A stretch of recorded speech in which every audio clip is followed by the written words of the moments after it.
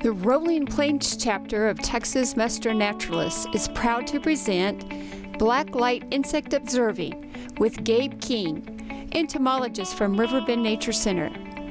In celebration of Moth Week coming July 18th through the 26th, we have put together this video for your enjoyment. Hello, I'm Gabe, out here at Riverbend Nature Center trying some mothing or UV lighting, black lighting, however you want to call it. Just got a simple setup with the UV light and the white sheet on the frame, and just going to see what kind of cool stuff shows up.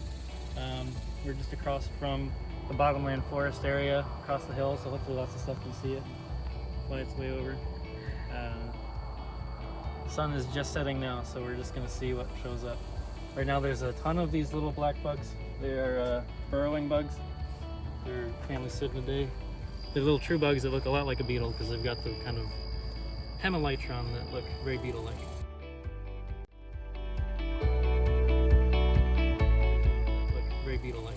And there's a special guest here is a black web spinner. They're a pretty cool little insect that people don't notice too often. They live kind of in crevices and bark, and they actually live in like little tunnels of silken web that they spin.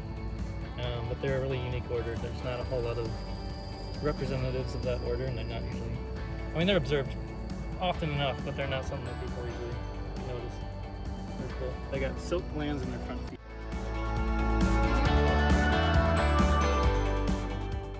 Among the masses of burrowing bugs, there's also some very small leafhoppers.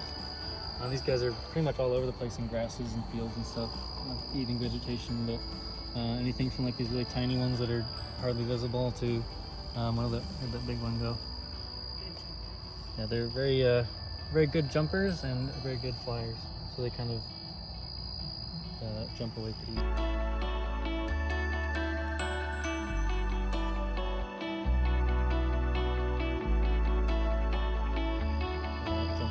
Yeah, they're good picture up there. That looks cool. Yeah.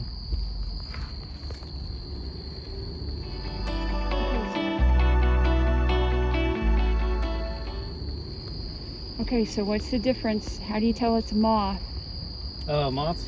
I mean, if you're talking like definitely, the most definite way is with the wings. They have scales on them. The scientific name Lepidoptera means scale wing. And butterflies and moths will have very small little scales that make up their wings. Well, not make up, they have membranous wings that are covered in tiny scales, which is why if you ever touch the wings, they'll kind of leave like a powdery kind of feel, and their wings will kind of wear off and they get discolored. Moths are usually pretty distinctive on their own. They can look like a lot like caddisflies and similar things. If you're ever in doubt, just look at the antenna and then kind of the texture of the wings. Caddisflies will have more of a hairy wing versus scales. They won't have the same kind of micro scales. And moth antennae are usually pretty distinctive. I mean, there's some that are just very thin thread-like, but they also a lot of times have like the really big fuzzy antenna. Here's a visitor that won't stop flying around. One of the few small moths we've seen so far. I don't know exactly what kind he is. It might be a geometer moth, but that's a pretty big family. There's some of them are just so not particularly distinct that it's hard to know for sure. I think it's maybe a grass tube worm.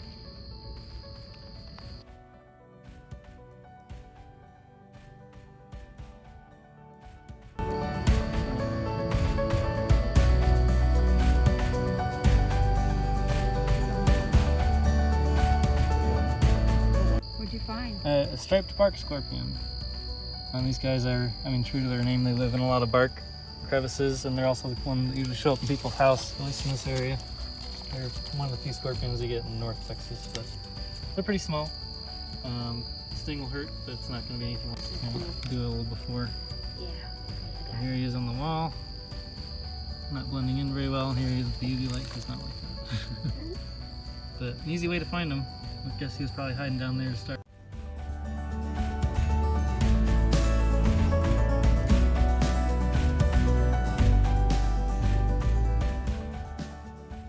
It's one of the big paper wasps, the big red ones. What's he doing? He's confused, yeah. Who's this little moth right here? Oh, I don't know. They eat caterpillars? Yeah, a lot of soft-bodied insects. Maybe he's here to eat. Could be. I've seen spiders set up camp before. It's pretty funny. They pick a good spot. Yeah.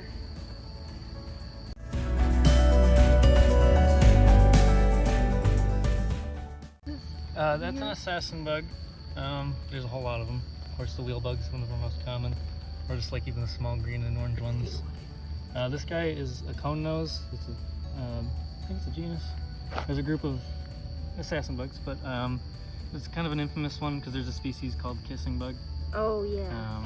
And that has been known to bite people on the face and contribute to vectoring Chagas disease.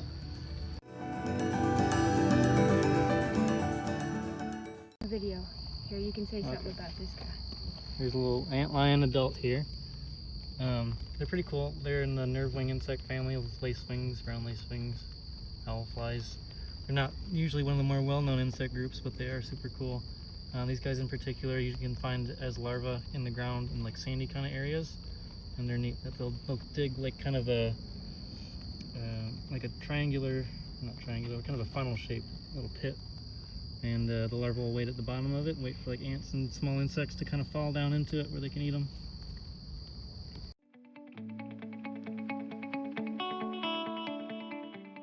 Very small one. Yeah, what'd you find there? Well, this one might be different than what I first saw. It's a very small moth of some kind. Honestly, it might be a curved horned moth or something in that kind of super family. A lot of the really little ones that kind of start out in grasses and leaves and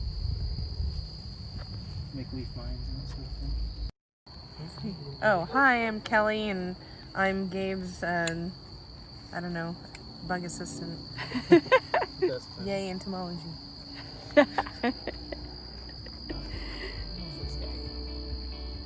I've definitely gained more of an appreciation over the years. I don't know, as a kid I really enjoyed bugs too, though. I would always check out some bug book in elementary school. This is a click beetle, one of the true click beetles, and you can see his thorax is kind of snapping back and forth there. They can use it to right side themselves if they get flipped over, or to scare things away because it's kind of a startling movement. It's a pretty large click. If you look at the underside, you can see kind of how it's happening. They've got a little mechanism that kind of clicks back in and out at the base of the thorax. It's kind of hard to see. It's a very triangular kind of shape, but it fits into a little groove in that part of the thorax up there, and it kind of snaps it back in and out. And they got some good force behind it. When they're on their back, they can flip into the air.